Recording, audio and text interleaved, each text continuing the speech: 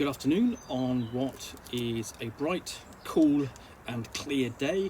It is Friday the 14th of January. I'm back in the reading nook with a cat who is not ours, a nice hot cup of tea,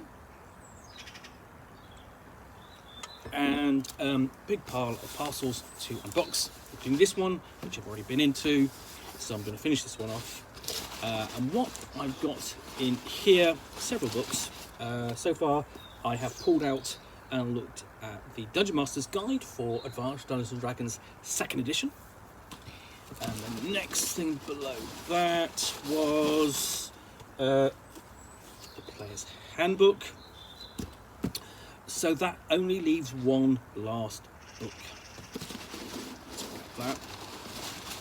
I think, yep, this is quite right. So if you compare this. So this is the Advanced Dungeons & Dragons 2nd edition Monstrous Manual. Note the title, not Monster Manual, Monstrous Manual. And if you have a look at this in comparison, the Monstrous Manual basically is the thickest book of the three. Now, you may be wondering why exactly I have these reprints. These are all print-on-demand reprints from drivethrurpg.com. If you're wondering why I have these come courtesy of my friend Neve. She has ordered these and kindly allowed me to do an unboxing, so thank you very much to her. But the reason she has ordered them is down to Scott, who is the co-host of the Titty Pigs podcast. So it's entirely his fault. I should make that clear, because he has offered to run the campaign for Advanced Dungeons & Dragons 2nd edition, Night Below. And we all went, that sounds great. Which system? Advanced Dungeons & Dragons 2nd edition. Are you sure? I said, yes. So we're all looking at a system which none of us have played in over 2 decades. And none of us ever thought we would actually play ever again. There were some of us who think we might... All right, yes, hello cat, you're waking up. Yes, I'm fussing you. Some of us would thought, okay, well, we might look at it, we might write about it. So, for example, the Night Below campaign, I've got a copy of it, but I can't now look at it because I'm going to play it. But I will review it essentially after we've played through it. But this is the Monstrous Manual. Plain and simple on the front, nice cover, lots of monsters there. Of course, the famously the Beholder, the archetypal Dungeons and Dragons creature. Plain on the back, and it's a big book. It's thick, but inside you will recognise the actual proper cover to the Monstrous Manual, because this would have been all white cover, and the contents on the front. And this really would have been the compilation of an earlier series of products, which would have been the Monster Files. Because it's for part of its really kind of early history, the 2nd edition Monster Files came as a folder and inserts which you would click in, and there weren't always. It really wasn't to be honest, not the most robust of formats. Particularly for store or store, or even keep in good condition. But in a book like this, much more robust. So let's have a look, see what's in here. Is there anything that really captures my mind? When you was okay, how to use this book? We really got just some. Get to see how thick a book it is. We've got that, and we're into the first creature. The Arachocra. I pronounced that incorrectly. Doesn't matter. I don't care. But the other thing we have in here, some oddities. We've got the Arcane and the Argos. Okay. And any British public role player will think Argos. That's an online. That's the shop with a fantastic catalogue. A catalogue of dreams. That's a joke you probably won't get. But here we go into the interesting creatures. The Batazu. Batazu essentially are the creatures that are what replace the demons and devils from first edition after the backlash from the moral panic of the 80s. And here, okay, we have our classic creatures. So we've got the Beholder and the Beholder Kin. And we've actually got quite a lot. I mean, basically the entries on these are quite extensive, along with the stats. There's a lot of information here given for all of the creatures. Every creature is getting basically a page on its own. The stats aren't taking up too much space, and again, neither is the illustration. So you've got about a good half to 2/3 of a page just devoted to the creatures. And even so, the Beholder Kin, even longer. I mean, on the bigger entries, you're going to have these are going to cover pages. So that's 3 pages so far. 3 pages, 5 pages. All the way down to 6 pages just devoted to that one creature. And I'm sure things like the dragon.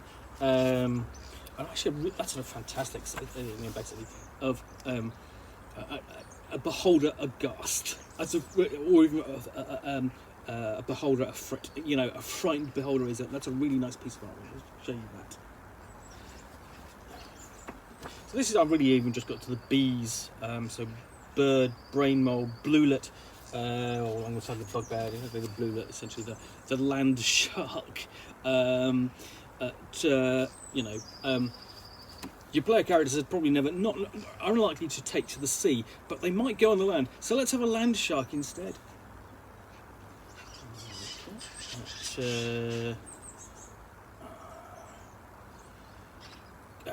Crawling claw, crocodile, crypt things, deep spawn, death knights. So many creatures in there. Essentially, all of this is just creatures or creatures. So let's just doppelgangers and Dracoliches. And all of these, the great thing about all of these, about the monster books is that because of the combination of the images and the monster descriptions, they're inspiring. They're the sort of thing that inspire, the dungeon master and the players, because that's what you're facing.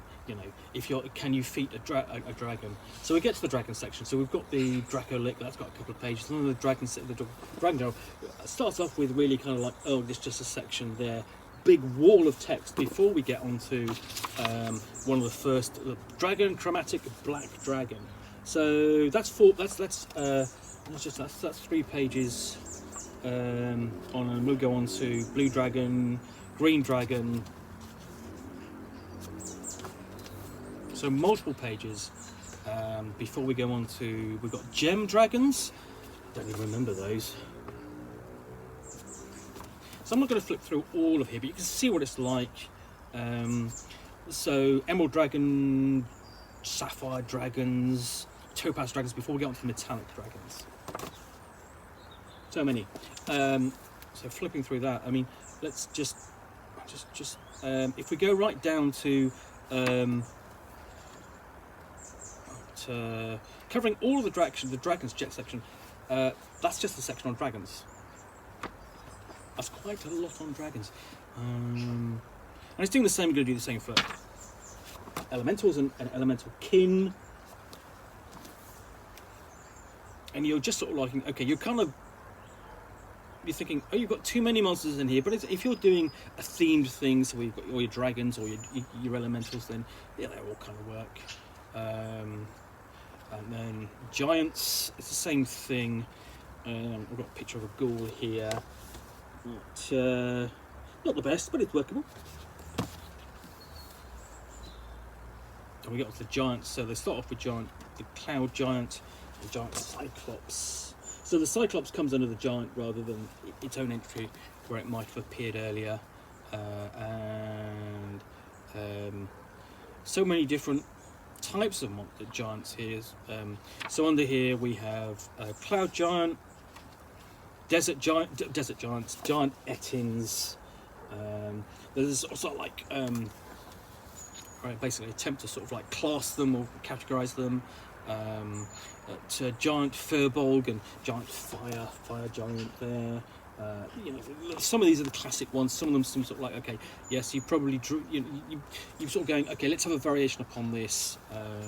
Fog giant, Fomorian giant, and some of these are just sort of like almost feel kind of superfluous. In here, but things like frost giants, yes. Hill giants, yes. I mean, you're thinking they're the classic G1, 2, 3 against the giants campaign. Jungle giant, mountain giant. Really, just how many giants do you need? You know, do you need a giant for every ecological niche? Reef giant and stone giant. Stone giants, yes. Reef giants again. You just go, well, okay. I mean, you wouldn't necessarily use them in all of your games, but let's have a look. Let's just again giants from the cloud giant down to giant Verbeek, whatever that is. A giant wood giant, again, another lengthy section. So yeah, it's going to do this all the way through, really kind of collecting all of the monsters from the monstrous manual compendiums from across the different supplements. For second edition, certainly the earlier period, sort of like collating them from first edition and reformatting them. So humans, we have different types of humans here, different cultures represented in the artwork.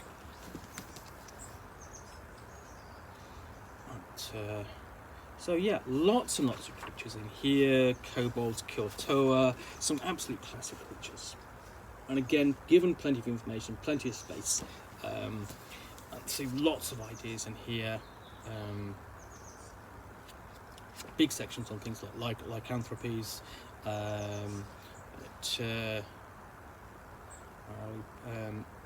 So that really, with this one book,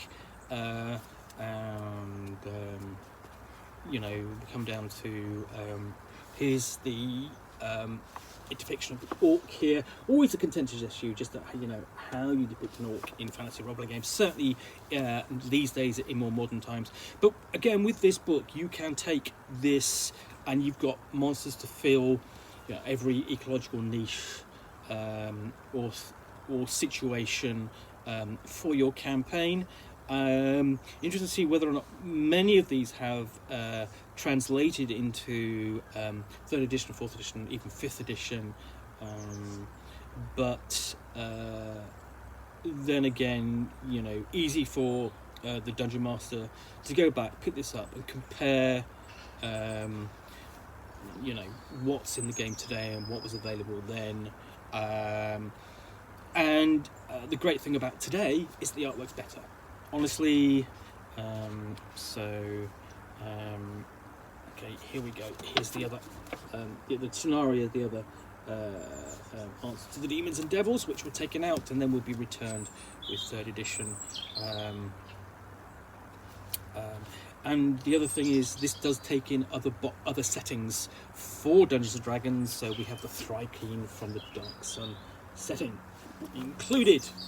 Well, okay, so lots and lots of things in here. It's a huge book. Whether or not you'd rather ever read it, but you've also got, lastly, you've got monster summoning tables, using them as NPCs and so on. So you can create interesting things, and then you've got indexes at the end.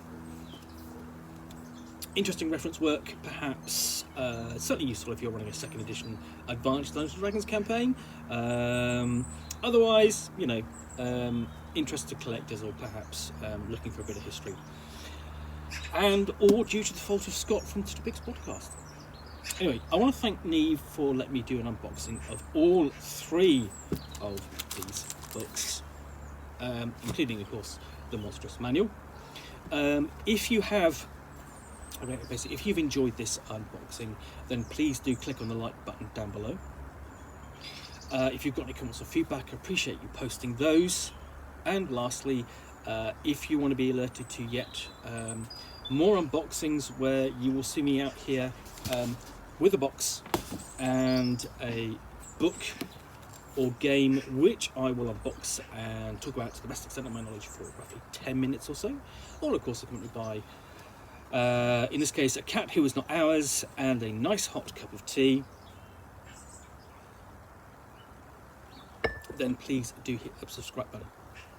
Once again, thank you for watching another unboxing in the Nook video, and I'll be back again with another one very soon. Bye for now.